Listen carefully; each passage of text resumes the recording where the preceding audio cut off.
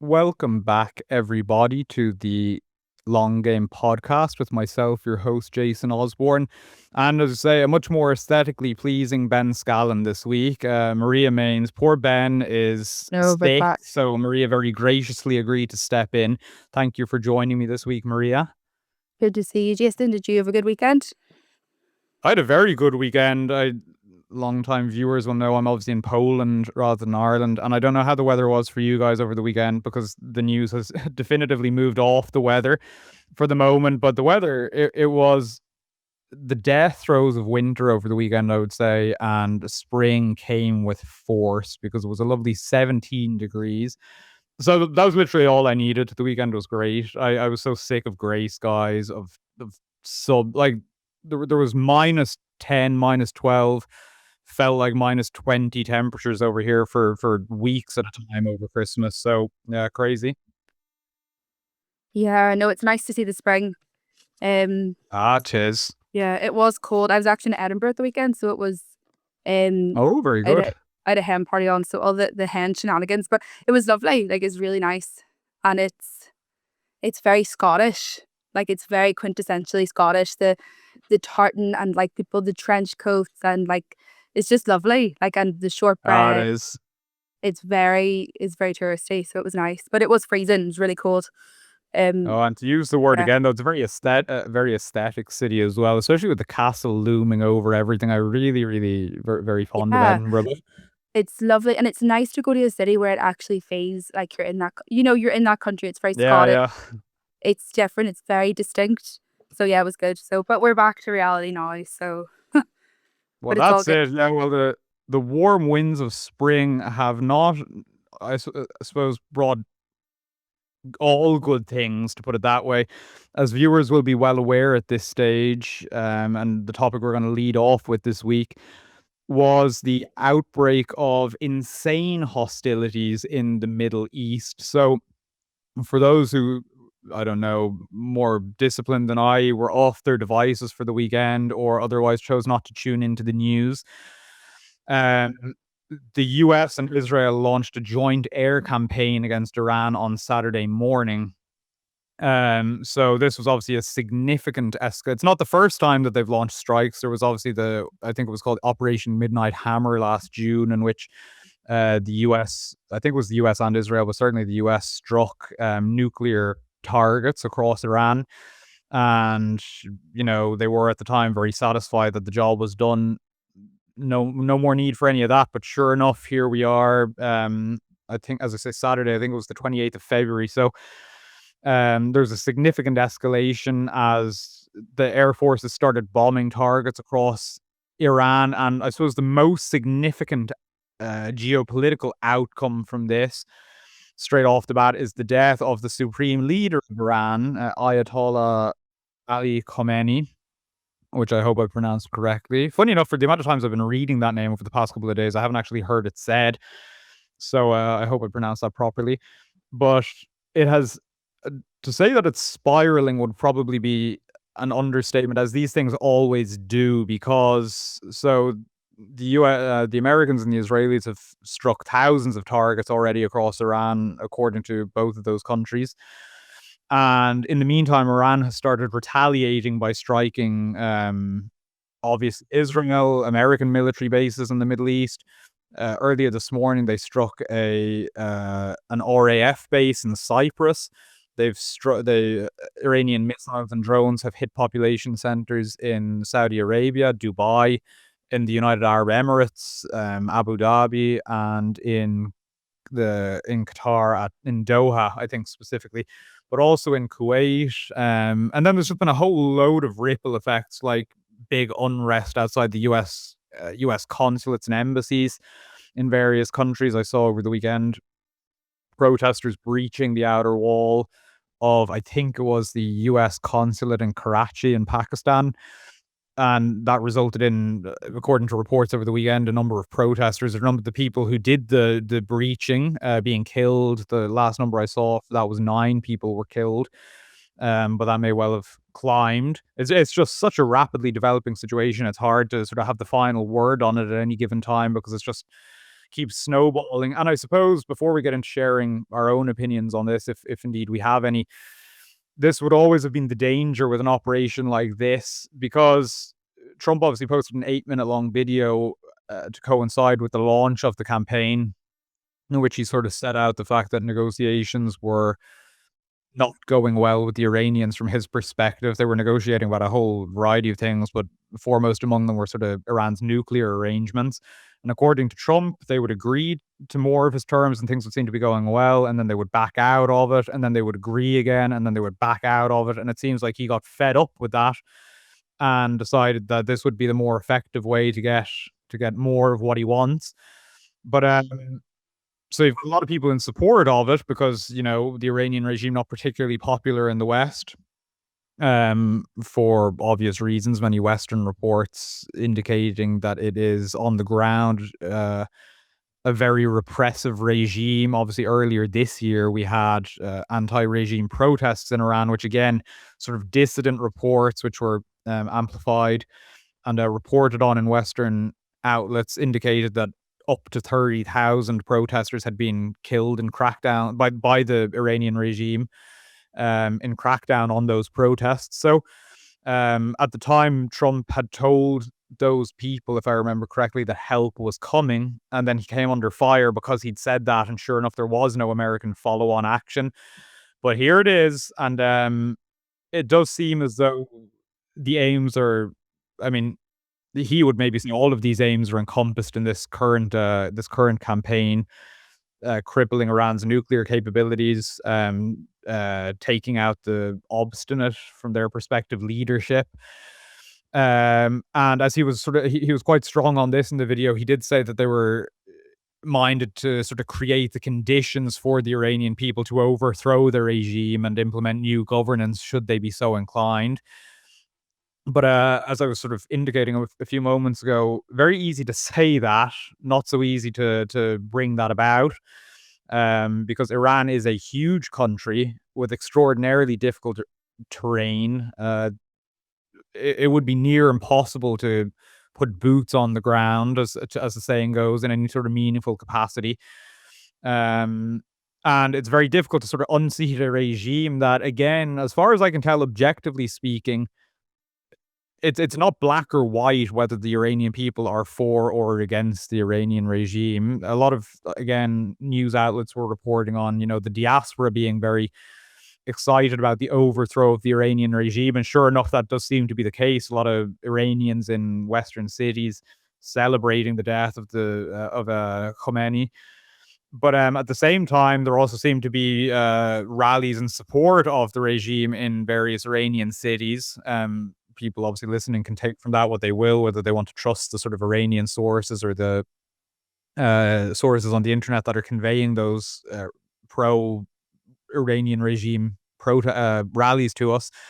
But certainly, what reliable Iranian sources I follow have seen, it's not a black and white situation. There remain in Iran religious hardliners who would very much be against America, against Israel, while there are obviously modernizing sort of forces at work, both in Iran and abroad, who would love to see the regime overthrown and shot at different governance. So it is an extraordinarily complicated picture, which is pretty much to get onto our. I'm not sure whether you have thoughts on this, Maria, and I don't want to hog the whole thing because obviously I'm on this every week. And No, go that ahead. was a Nice. good explainer, Jason. I think, we're kind of playing catch up over the weekend and things, but what we have seen, like, on social media everywhere, the Middle East is in flames. It's very scary. You've obviously, even when I was with my friends this weekend, everyone, like every Irish person, knows at least like 2 or 3 people who are in Dubai, who are in Doha, a lot of teachers, a lot of people who've gone over for work. And like, it's so interesting how quickly things can change, because Dubai and, all those places, they would always have been seen as, very safe. Like, you can go over, it's a good place to be. So that is interesting. And I think obviously the death of Iran's supreme leader has left a dangerous kind of a power vacuum. One of the things that so it's very hard to know what's going to happen. Like, it's easy for us sitting here to kind of speculate, but one of the sentiments that I've kind of seen broadly online even this morning was very much a lot of people kind of coming out and saying, they don't support the actions of really the US or Israel in the context of this. And like, I think that automatically there's kind of an inclination, people are saying that automatically means that you support the Islamic regime. And I suppose people are saying, well, it doesn't. Just because I don't support the actions of the US or Israel doesn't mean that I support the Islamic regime. And I think people that I think are I think after COVID and after the kind of the herd mentality of COVID, people are a bit more questioning of certain narratives. They're more questioning of what the media puts out with regards to the Middle East. And I think questioning the relationship or questioning the intervention doesn't make someone automatically pro-Islamist. It makes them more, you're capable of thinking about the situation. But there is a sentiment out there, like you can see it everywhere online, that what is happening with this action is not going to benefit ordinary people in Western countries. Like you're seeing a lot of that more instability, more money poured into these conflicts that don't have very much to do with us specifically, and it's not going to improve the lives of people here. People are kind of they're fed up of that, and they seem to be voicing a lot of objection to that, and the continued destabilization of countries and the displacement of people. And there was obviously the horrible attack on the school as well, primary school. Yeah. So it's all very unstable, and it's hard to know what way to wade in, but that's kind of the sentiment that I've seen online, Yeah. at least Western commentators anyway. No, it's very interesting what you say. It does, much to the annoyance of many of our viewers, because Ben and I are kind of much the same on this one, and we do get some annoyed comments about this, but I just categorically refuse to be pushed into treating these conflicts like black or white issues. God knows people just keep trying to make you support one side. They're like, you have to be, pro-Israel, because if you're not, as you say, you're pro-Islamist, or you have to be, pro-Iran, or you're on the Zionist payroll. Would be the line from obviously a lot of people on the internet, especially if you occupy any sort of media position. It drives me nuts because the world is so complex. These incidents that are so kinetic, that are so dynamic, like as I was saying on a recent podcast in relation to the Israel Gaza stuff, I don't know how people come to such confident opinions on this when when they're not on the ground in these places. And even if you were on the ground over there, that stops you from being on the ground in all of the other places involved in this that you would need to be seeing in order to get a full, accurate picture of what's going on. You're presumably not getting the objective, unbiased truth from any side involved in the conflict. Obviously, it's in American interests to, paint this as being a very moral crusade, to use the very loaded term. Obviously, it's in the interest of the Israelis to paint this as being a very moral thing to engage in. Obviously, it's in the interest of the Iranians to paint the others, I should say, in as bad as possible a light.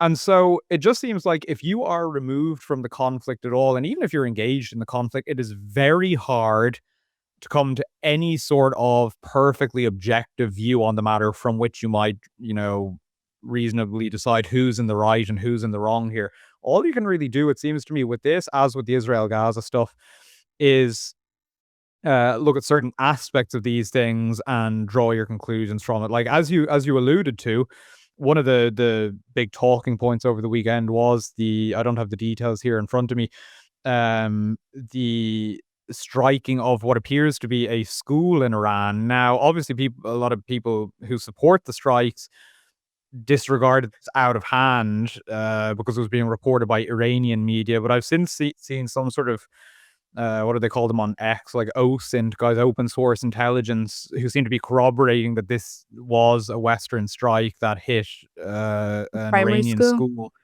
something like that, and it killed. I think the number now is something like 100 over 100, over, yeah, over 100 school children people. or thereabouts. Like that is deplorable. That's the sort of thing that, if Iran did that if Iran struck, I don't know, a school in Israel or wherever else it would be, you wouldn't hear the end of it, and rightly so. But it's just to say that like these things aren't black and Yeah. white. At the same Yeah. time, on the flip side, like Iran is clearly not. People do the opposite thing there, where they want to paint Iran as a force for good against sort of Western tyranny. So they'll say, Iran is sort of a sort of beacon against the hegemony of the US and Israel. But like, I would go back to the fact that Iran funded Hamas. I don't know if it still does. Funds Hamas, Hezbollah. Hamas did carry out the October 7th attack, which, regardless of the whole context out there, now I'm coming from a Catholic vantage point, as I presume you are as well, Maria. Yeah. The ends don't justify the means in the Catholic moral Yeah. worldview. The just war theory. Yeah. Yeah. Exactly. And like the October 7th attack was deeply violent. Lots of innocent people were killed. Obviously a lot of people who support Iran were cheering it on the day it was taking place, which is just astonishing to me. But it's just like every side involved in this is morally implicated, is sort of morally damaged by what they're doing. Every side is also suffering as a result of what's going on. And when that is what's going on the ground, people will forgive me for, if I don't have to sort of go gung ho on one side of it, I'm not going to do so, because it is just a huge mess. And I've been thinking a lot recently about the late Pope Francis's comment that the third world war is increasingly being fought piecemeal. He said something like that. And that's just so much the impression I have these days, that you've obviously got this engulfing the entire Middle East region almost. You've got, just at the end of last week, Afghanistan and Pakistan declaring open war on each other. You've got obviously Russia, Ukraine still rumbling on over there. You've got massive civil war in Sudan. It's yeah, this isn't even to mention obviously the world events moving so quickly. This isn't even to mention the sort of cartel violence that broke out in Mexico last week as well. It really just Yeah. seems like things are spiraling. It's spiraling as well. And I think one of the concerns with the conflict in the Middle East, I think, is that we've seen I would say a real increase in concern about the Islamification of the West, of Britain especially. We're not quite there yet, the scale that they are, maybe 20, 30 years behind them. But I think people are making the point that how is how is more chaos in the Middle East going to benefit people here? And if people are displaced, including those who have like the most hardline beliefs, that's a concern, because it will probably mean that large numbers of those people will end up here. They will end up in the West, because of the conflict there. So that's also a concern. And I was going through the papers. So the latest update on it this morning was obviously the president of the European Commission, Ursula von der Leyen. She has come under fire she's waited until today to convene an emergency meeting on the situation. And obviously people are like, it's a pretty slow reaction. And you've got a lot of people on social media saying that, World War III is literally happening, and Europeans are just out of touch, and it's very slow. So someone said everything you need to know about European strategic irrelevance in one tweet. So you'll have those foreign ministers there going to be meeting today. So that's the latest on it, I think. But it's just the risk of instability is huge. Like, and this is another aspect of the thing, for people who might uncritically support what's taking place, because it's messy. I don't preclude say that very messy. I Yeah. certainly don't. I don't. How's I going to put it? The supreme leader of Iran strikes me as being a bad man. I don't mind standing behind that opinion. Yeah. Yeah. I don't think it'll be a great loss to the world, that he lived by the sword, he died by the sword, that kind of thing. But for any good that might come out of the operation, it seems to me that the potential for destabilization and mess is almost infinitely higher. You obviously saw with Libya, for example, which is that Western forces obviously toppled Gaddafi there, and that country has just devolved into anarchy. essentially since then. It's a country through which many migrants come to Europe. Just to use one example that people would say affects their daily lives. I imagine that would be amplified many times over by the collapse of the regime in Iran and, say, the devolution into civil war. Obviously, that's a worst case scenario, and there's no guarantee that things will, play out that way. But it's just when you engage in something like this, it's very much playing with fire. And of course, it won't be America that primarily suffers the consequences if things do go wrong in this regard, although I don't think they'll come out of it completely scot free. I mean, Trump could very much suffer politically. They could suffer indirectly in a whole load of ways. But if there's going to be an influx, say, of refugees, if anywhere is going to be getting an influx of refugees, it's likely to be Europe. Um, and as one of the points you alluded to, I think is very important as well, which is that these conflicts in the Middle East aren't so set upon like national lines. They very much run more so along ideological lines, which is why it was so interesting after October 7th that it created such a stir in Europe and in America. And obviously there's many factors in that, but one was certainly the larger Muslim population in Europe than there used to be. And I've experienced this firsthand. I've had a couple of I just haven't spoken to them in a long time because I'm not living nearby. But I had a couple of Muslim friends when I was living in Ireland who obviously were deeply affected by, say, what was going on in the Middle East at any given time, and understandably so. But this is a new dynamic in Western countries, and so the most recent example or most recent experience I had of this was getting a taxi in London late last year, where I was chatting to. He was from Pakistan, but he'd been living in London for decades, and he was essentially saying that the UK government's biggest failure was not any of its domestic policies, but essentially its stance on Gaza. And I just found that quite remarkable because I imagine that if you're sort of a native Briton, that is very much not likely to be your view of the British government's primary failing. Um, and so, as I say, this runs along kind of ideological lines, and obviously the heightened Muslim populations in Western countries is changing that dynamic. And obviously, not all Muslims are violently inclined, but some of them certainly are. Like I saw just before joining this that the chairman of I think it was I saw this just before coming in, so I might be open to be corrected on this one, but I think it was the chairman of the Bundestag's Parliamentary Control Committee, which which oversees Germany's intelligence services, had warned of the risk of retaliatory measures by pro-Iranian regime terrorists, including sleeper cells in Europe. And it's like, of course that's a possibility now. Like there's 100%. pretty much any political position that you might find in the Middle East, you can find in Europe now as well. And indeed, in America, there's been a number of sort of incidents, the motives for which haven't been established yet. So, you can't definitively say that these are linked to what's going on in Iran.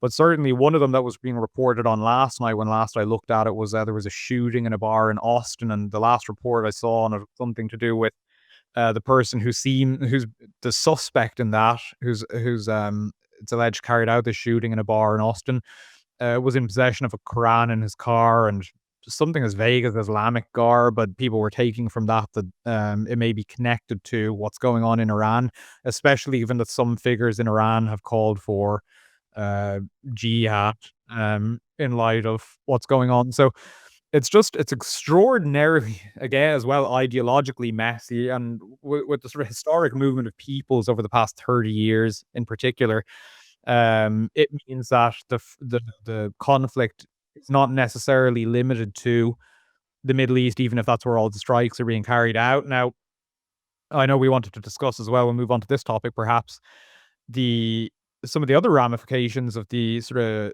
new demographics of Europe. You wrote a piece at the end of last week about the sort of historic UK by-election just outside Manchester, the Gorton and Denton by-election. Could you tell us a bit about that and why it relates to what we're talking about here?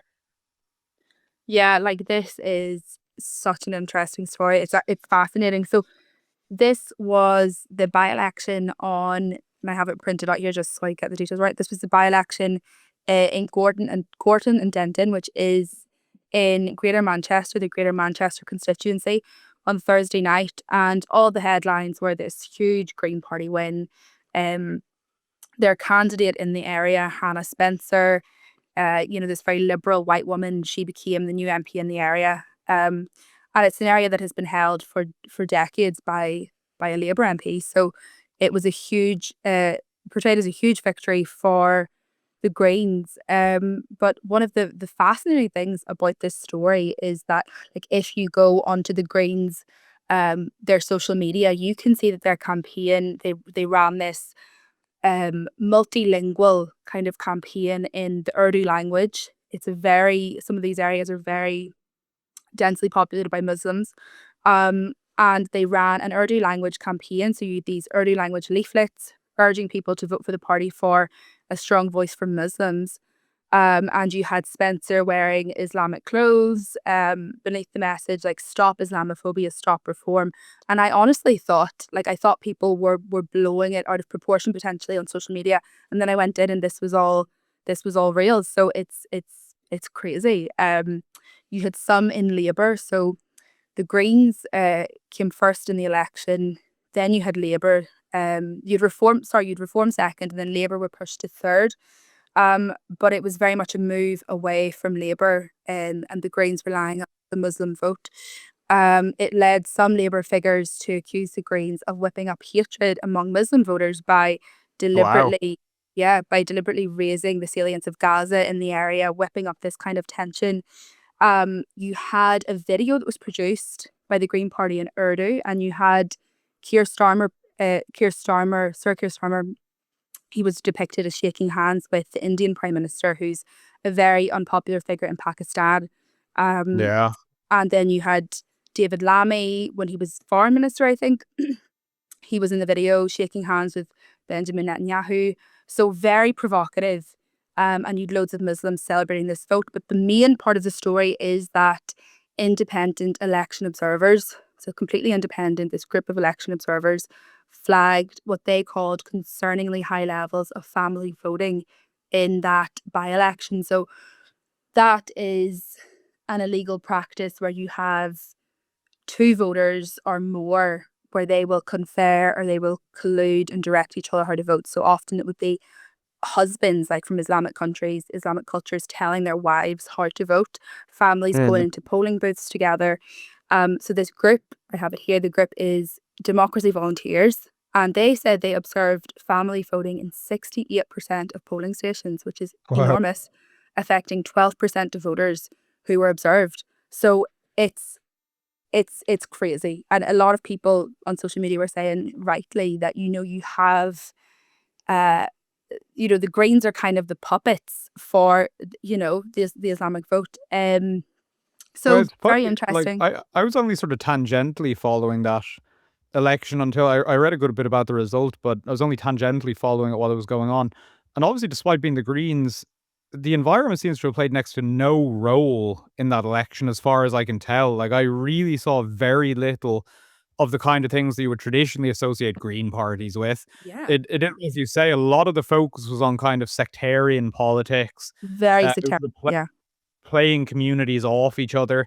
And sure enough, they benefited by it. I mean, I saw a really interesting, and again, less people think these were coming from just sort of, an embittered reform after losing the election, or sort of the right wing in British politics. Sky News was, Mm-hmm. I can't remember, Sam Coates, I think is the journalist name with Sky News, was speaking as well about this practice of family voting. I think he was also speaking to Democracy. What were they called? Democracy Volunteers. Democracy Volunteers. That's it. He was chatting to them on the ground and sort of corroborating that they'd been saying that this practice had been taking place there. And then you were seeing sort of population maps of this constituency, Gorton and Denton, and it was kind of split almost 50. It's, well, probably not 50-50, but there were huge Muslim populations in, I think it was the Gorton half. Mm-hmm. I might have them mixed up. It might have been Denton, but one of the Yeah, halves nearly anyway. 50% Muslim in some of the areas. Yeah.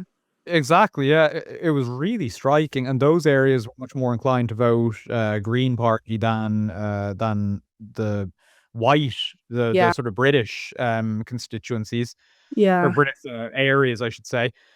And it's really interesting because, the phrase obviously "turkeys voting for Christmas," or if you're American, "turkeys voting for Thanksgiving" comes to mind because it's obviously an electorally successful ploy on the Green Party's part. They got Hannah Spencer elected, and they're all very much vibing before and after. Lots of very uh, um, Dancing in the street yeah, and celebratory yeah, videos. yeah. Exactly, but like this is obviously what people who aren't inclined to vote that way can't wrap their head around. It's like if you were to sit down and talk. Indeed, I think it was one of the Telegraph podcasts. One of their contributors was saying like, why is it that Islamic voters, Muslim voters, who would have a lot more in common socially with, say, a right wing party than they would with the Greens. Why is it that the votes are going to the Greens rather than to, like, say, Reform, which is, socially speaking, is far more aligned with, say, Islamic um, sort of views on a variety of things than the Green Party would be? Labour. And what's that? Sorry. Labour would be. Oh, I was going to say that Or the like well, the Reform would be more sort of aligned, I suppose, oh, with Islamic views, probably on, say, like abortion, on things like that, than okay, I get say you, like conservative, yeah. well, exactly, yeah, conservative. I suppose you had to put it that way either. Socially conservative. Um, but obviously, what trumps that? So I follow a UK Islamic news site, Five Pillars, because their editor and I think their deputy editor are very vocal on social media, and they very often give insights into the way that sort of Muslims think in the UK.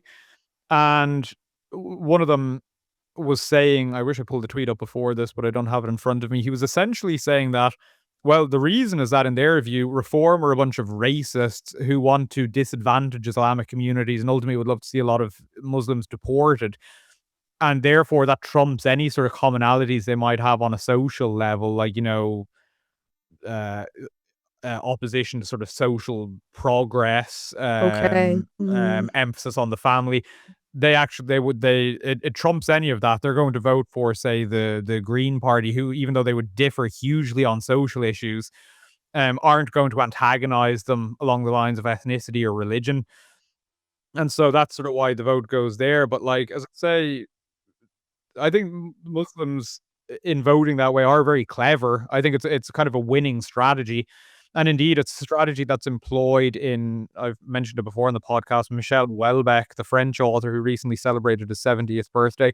He wrote a political fiction in, I can't remember what year, a couple of years ago now, Submission, in which France becomes Islamicized, or Islamized, whatever the word would be. And in the plot of that novel, yeah, again, the French left aligns with a recently established Islamic party to block the Marine Le Pen's party essentially from gaining power. And sure enough, once that happens, the Islamic sort of wing of that alliance takes over and begins to make France more Islamic. Um, and I do think that the left are obviously, I'll get your thoughts on this now in a sec, but just to say that the left, I think, are in trouble here because according to their own kind of worldview, they can't really stand up against a lot of this out of fear of appearing racist or out of fear of appearing intolerant. But the idea that Muslims and left wing politicians in Europe are natural allies, you know, it's sort of cynically used at the moment by voting blocs. They are not natural allies, and I think the day will come that that will dawn on a lot of people. Mm. And I mean, you kind of have to question, why is there this alliance between, a lot of the time the very, very far left and people who are Muslims and, more like who are more radical Muslims. And I would say personally, like the link between even feminists, and you wonder, why are these Muslims supporting abortion campaigners, for example, or they don't have the same views on marriage or a whole range of things, but it's almost a disdain for Christianity, and it's almost divide and conquer. Like what you see here as well, that's the only thing that's going to unite them really. And what you see here is you see, I think it was Nigel Farage, who said that it was a victory for sectarian voting and cheating, and that's true. And there's a huge, huge issue because you see people from these other cultures and these other countries, and predominantly Muslim countries, they have a disdain for Western rules, for Western laws. They are not abiding, like they're going into these polling booths, voting however many people, like this is into the 60% of this particular constituency. Like it's enormous, but it's a complete disregard for Western values of democracy and the rule of law and how we do things in the West. And you can very much make the argument looking at a story like this. If you don't want to abide by our rules and our democracy and how we have always functioned as Christian countries where democracy has developed and civilization has developed, then that there should be a crackdown. And I think in Britain, like there are huge issues about the level of immigration from non-Christians. Like if you look at Ireland, the amount of people from Somalia, for example, now it's enormous, and that's a 97-98% predominantly Muslim country. And what is the threat to social cohesion? Because there's a tension, and there's a huge threat to social cohesion. And also, if you look at, for example, just on a practical level, how do we sustain like the benefit system, for example? There's far too much pressure. If you look at these countries, women, in Muslim households, they don't work. Like if you're abiding by Islam, you don't work. So these households are very much either on one wage or they're on benefits. That's placing a pressure on people, and there's a huge level of tension. And this, I think people have seen the Greens, that there's an almost a desperation to attract the Muslim vote and the lengths that they will go to. Like I think if this was anyone else, they'd be accused of like cultural appropriation. They'd be very quick to accuse someone else of that. But they can dress up in the Islam garb and they can have these leaflets in Urdu. But it's a very, I think, important story looking at social cohesion and where we are at. Like even the Gript, they came out and they said that the Democracy Volunteers, they said, we rarely issue a report on the night of an election, but the data we've collected today on family voting, when compared to all the recent by-elections, is extremely high. So they were like, they said we have seen concerningly high levels of family voting. And based on their assessment, it was the highest level of family voting ever seen in their 10-year history of observing elections in the UK. So I think people need to sit up and pay attention and look at what's happening. So this is a point on the podcast that I've made many times, and in the podcast and in articles that I've written, that people are probably tired of hearing, but I'm going to keep banging on with it anyway. Religion is not going away. It's only going to become more relevant, I think, in the public square in Europe.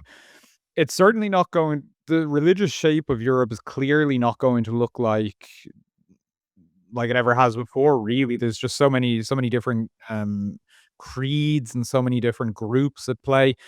But that religion as a sort of phenomena is going to remain relevant or increase in relevance seems fairly clear to me. And I think things like this only emphasize that.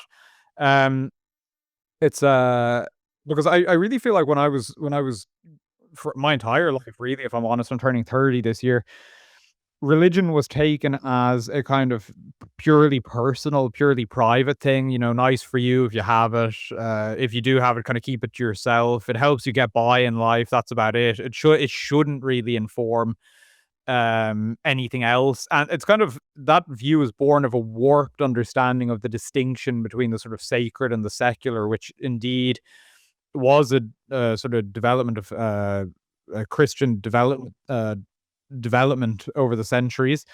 But say other creeds like Islam, for example, don't recognize that distinction, to put it that way.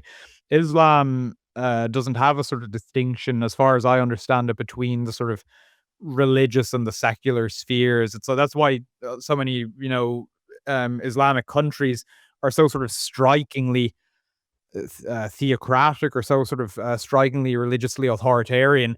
It's because there isn't that distinction, and you are kind of seeing in these demographic enclaves in Western countries, you're seeing that dynamic at play where religion very explicitly informs the way Muslims conduct themselves.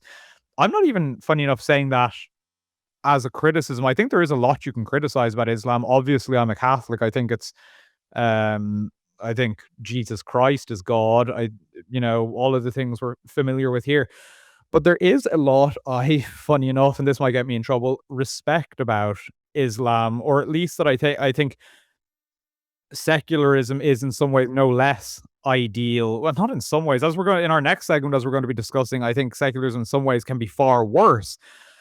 And I know that'll be a shocking statement to some of our listeners, but I would be coming at this again, as I say, from a kind of non-secular viewpoint. I would be coming at this from a Christian viewpoint, which is that, for example, I think God exists. I think that therefore Muslims, even though I think Muslims have, say, a warped understanding of the actual nature of God, I think that they are closer to the mark in at least believing that God exists and trying to order their lives around that reality than, say, a secular person who thinks that life is ultimately whatever you want it to be. We've obviously elevated autonomy to the sort of many people in the West have elevated autonomy to the primary sort of idol, the primary God, with, I would say, disastrous effect.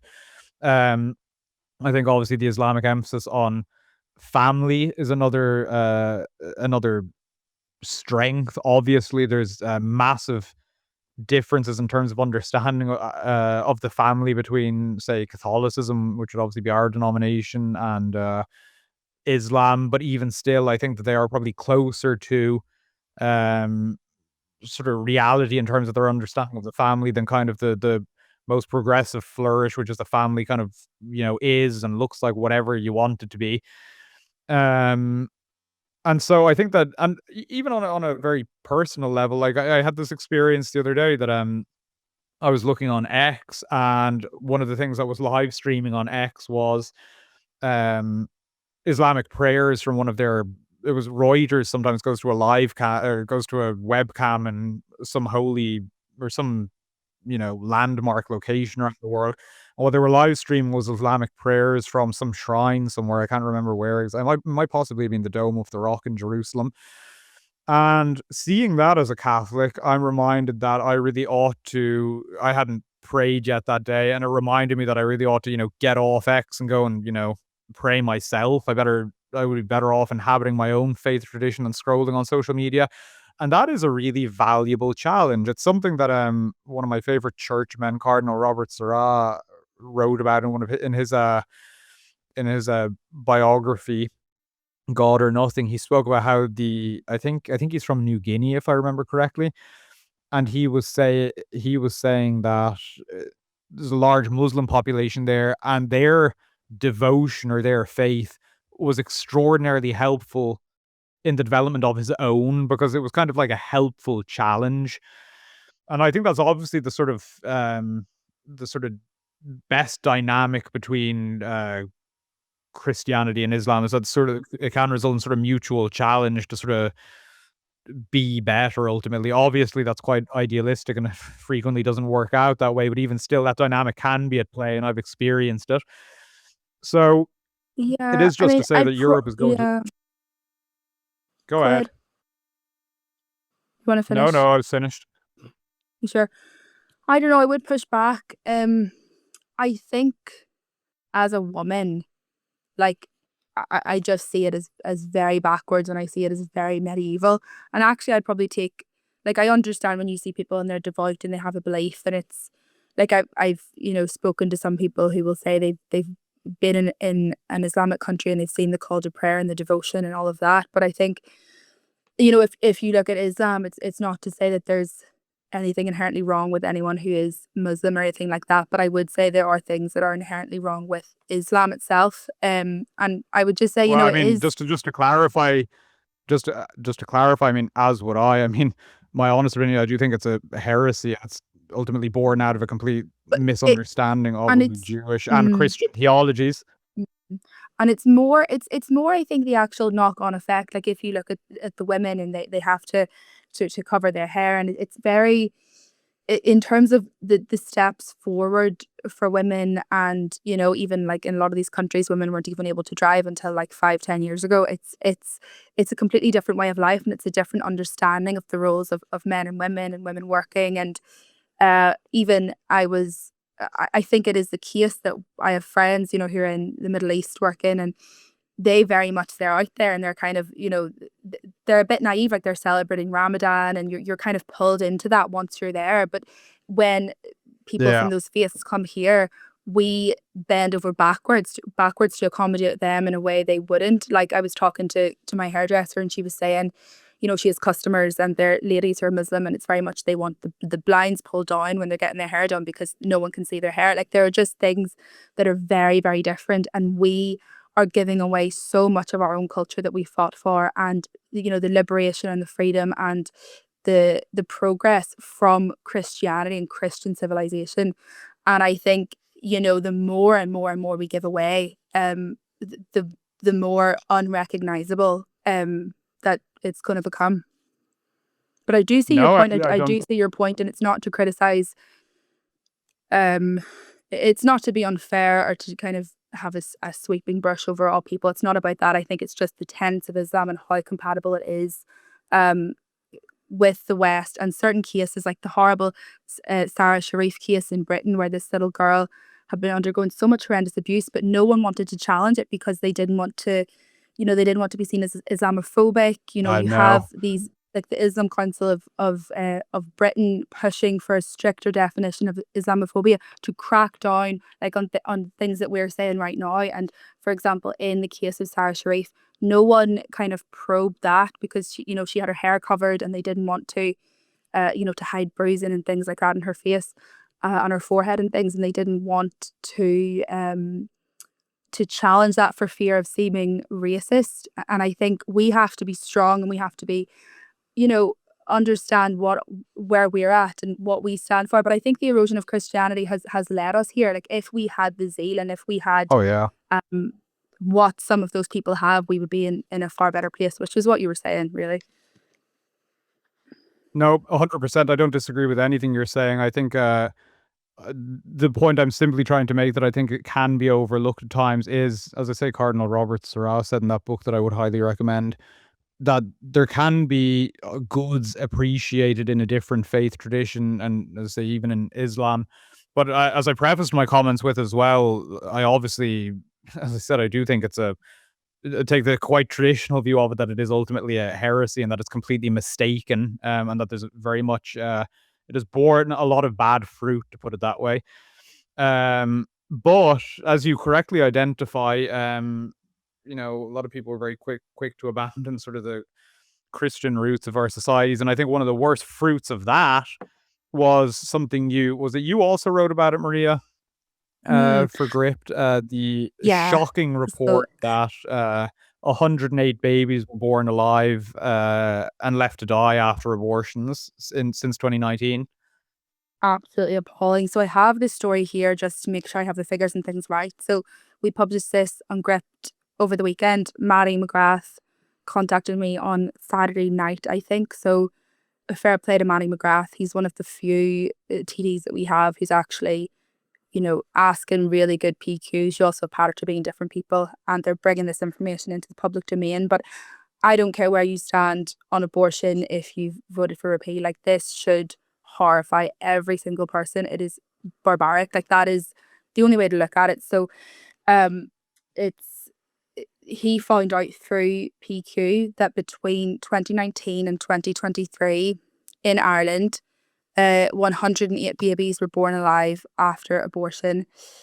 Um, and it's very hard to read. It said that those children could have received life-saving interventions. They were clearly then left to die. And you've got groups, pro-life groups, calling for a full inquiry. One of the things that there's been very little media coverage of this. There is really a total media blackout when it comes to abortion. Like, before repeal, we had, Yeah. it was abortion, abortion, abortion in the papers every day, all the time, personal stories, everything. Once that was voted through, there seems to be absolutely no appetite to look at the abortion regime in this country and what is happening. And this is like something out of a horror film. Like, it's like Frankenstein. Like, it's really bad. So if you look at these figures, in 2023, that's the most recent year for data available, 29 babies survived an abortion procedure in that year alone, and he's got a table of figures. And this is quite disturbing. So the table released Deputy McGrath showed that there were 108 babies who were born and then recorded as an early neonatal death after termination of pregnancy, while 17 babies were born alive after abortion in 2019. That number had almost doubled to 29 in 2023. So things are actually getting worse. And obviously figures are not available for 2024, 2025, but you've got a total of 108 cases in a 5-year period. And also you have in the figures, the data showed that 47 babies who were greater than 24 weeks gestation, approximately 6 months, so children can live at that time in some cases, or 500 grams at the time of birth after abortion were listed as having suffered an early neonatal death after a termination of pregnancy.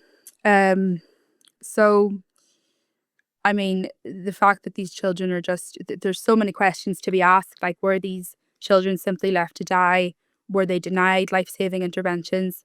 And I think it's very clear that like campaigners are saying, and I agree, that we need answers and we need transparency. And it's very clear that the legacy media and the political establishment are really doing their very best to ignore the, quite frankly, horrendous outcomes of this abortion law. And like, you won't see the National Women's Council, you won't see the abortion campaigners saying anything about No. this. Yet they will push and push for the removal of the 3-day wait. That will be all over the papers. We need the 3-day wait gone. We don't need reflection for women. We need to stop women having to go abroad to have late-term abortions. And yet you have these children being born alive. No one wants to question it. It also links back, just to be, I don't want to go on for too long, but there was a paper back in 2020 and it got very little media coverage. I think Gript was one of the only ones at the time to kind of cover this. So it was a paper produced by University College Cork, and it was examining the practice of late-term abortion and feticide, which is injecting potassium chloride into the heart to give the baby unborn child a heart attack.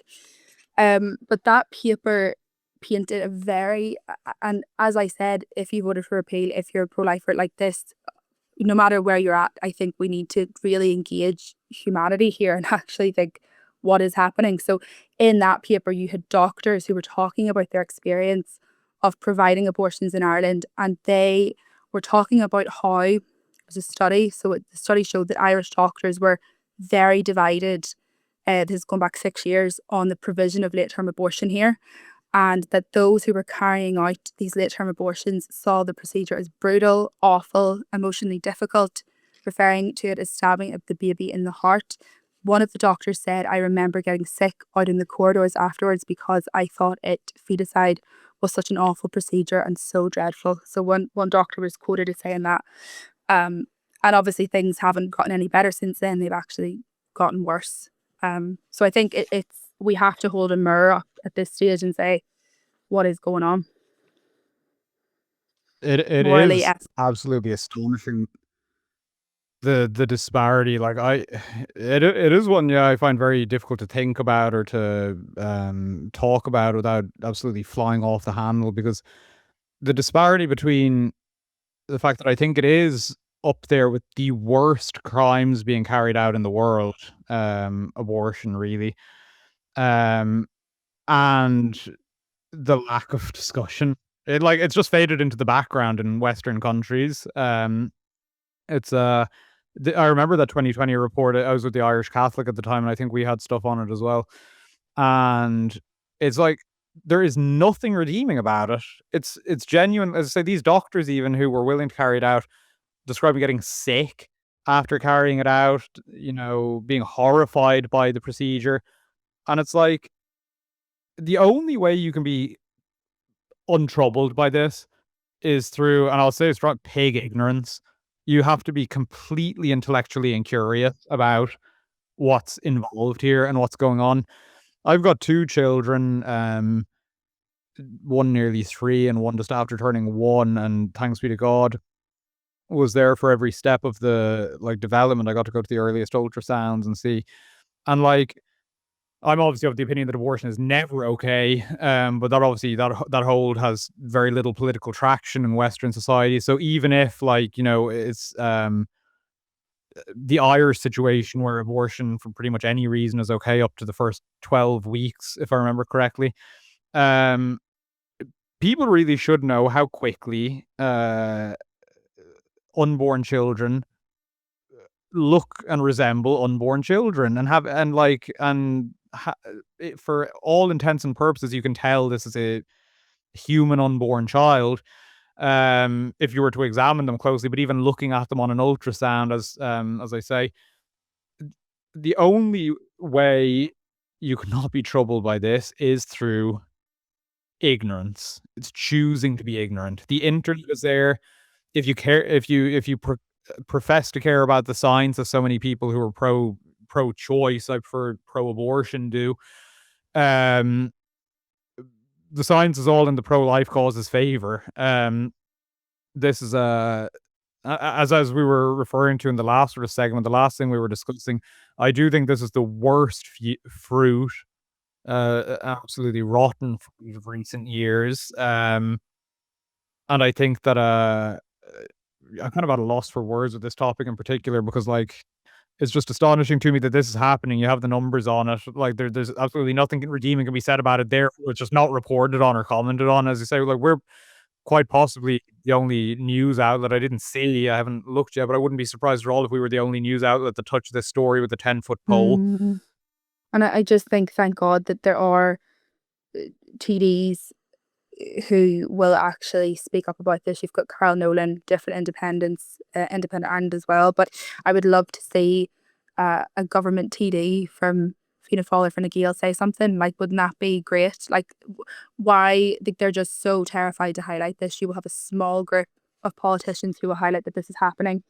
And I mean, if you look back at that UCC study, we have to really tune into the reality on the ground, what is happening, because even what that study recorded was that specialists who were carrying out abortion were frustrated by conflict with neonatologists who were in the neonatal unit, who were unclear as who would look after the babies, whose job that was if the baby was born alive following an abortion by induction of labour. So you have even the study, I'm reading it here, it would leave the doctor who performed an unsuccessful late-term abortion begging people to help them provide palliative care if the baby survived, the study recorded. So I just find it just so outrageous that you have these abortion extremists in the Dáil. You've got Ruth Coppinger, you've got Paul Murphy, you've got these TDs who just, they will bang on and on and on about more abortion. We need, we've got 10,000 abortions a year, and it's not enough. We want more abortions. We want later term abortions. And is it just that they have no humanity to recognise that this is happening? And even doctors, the trauma for doctors and for medical staff who are involved in this, and they want the time limits to be even greater. So you're going to see more of this. So, and again, Stephen Donnelly, I think he was pressed on this before a few years ago. And he was very clear that there wouldn't be action taken. Obviously, he's not a TD anymore, but when he was health minister, he was very clear that there wouldn't be action taken on babies born alive after abortion. So there seems to be absolutely no will to investigate this. It's deeply disturbing. It's political cowardice. That's what it is. Yeah, no, this one is particularly puzzling. It's even if you're in favor of allowing abortions, why will you hold out on not being allowed to do anything after a child is born after after essentially a botched abortion? You do just get the most heartbreaking headline. We hadn't reported on it. I think I only saw it after the fact. There was a report from Australia there a couple of weeks ago about a child who, if I remember correctly, would have been viable had they received care. But after the abortion, not only was he not cared for, he was left to die sucking his thumb. He was already well enough formed that you could see that. It is, as I say, I think sort of the most prominent moral stain on Western societies at the moment, and the fact that it's not reported on, that no one talks about it, if anything, only makes it worse.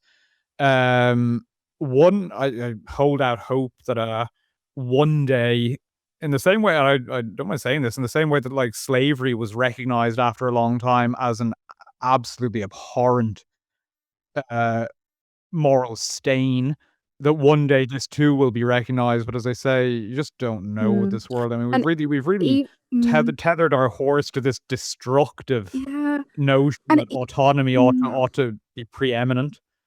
and even for someone who voted for repeal, even for someone who's not pro life, who thinks abortion in certain circumstances, whatever, like how you still have to ask the question, regardless, how on earth have we gone from, the catchphrases of the repeal campaign, rare, safe, and legal, and the hard cases, and hearing about this and that. Like, how have we gone from that and hearing about restrictions and everything else, and all the things that we heard about, like the Trojan horse kind of arguments, to 5 years, 5, 6 years down the line, you have babies born alive in late term abortions. Like, how, in such a short time? Like, it's just that serious questions need to be asked, and I have absolutely no faith, unfortunately, that people will have the courage in the media to ask questions. And as I said, those establishment TDs. And I was actually, pleasantly surprised whenever there was that vote. It was the People Before Profit bill to decriminalise abortion fully. And there were a few new female TDs, particularly female TDs from the establishment parties who voted against it. I saw Jim O'Callaghan also voted against it. So, and he had changed his vote, he'd abstained, and then he voted against the bill. And it's a bill from these abortion extremists. And so hopefully there are signs that people are, they're going to look at a story like this and think, well, I don't want to be on the side of that. Because if you're siding with the abortion campaigners, unfortunately, you're on the side of this. Maybe you don't think you are, but this is what they will fail to highlight, and this is what will continue happening if the law becomes more and more liberalised, and there will just be radio silence, really. I think, we're a long way from sort of being in a good place again in relation to this issue, but I do think that at the very least, people should be cognizant of what's actually happening. It shouldn't be the case that like someone Yeah, voted back in 2018 and then didn't pay a thought to it again. I really think that, you know, if you sort of state support for this practice, you should at least be aware of what's going on. Indeed, we all, regardless of how you voted, we should all be aware of that. But anyway, we're getting on a bit, and on this immensely depressing note, perhaps we'll end. But well, God is good in my humble opinion, and yeah. And I they, think things. as you say, it is depressing, but they're still important stories, I think, for readers to know Oh about. yeah. Um, No, yeah, unfortunately, frequently the depressing stories are the most important ones. But we'll leave it there. Thank you very much for joining us again this week, Maria, filling in for Ben at such short notice. I'm sure that'll be a treat for our viewers. And for our viewers, thank you all very much for tuning in again this week. Hope you enjoyed it. And of course, as ever, if you have any feedback, feel free to get in touch with any of us at our Gript emails. And without further ado, we'll see you next week. God bless.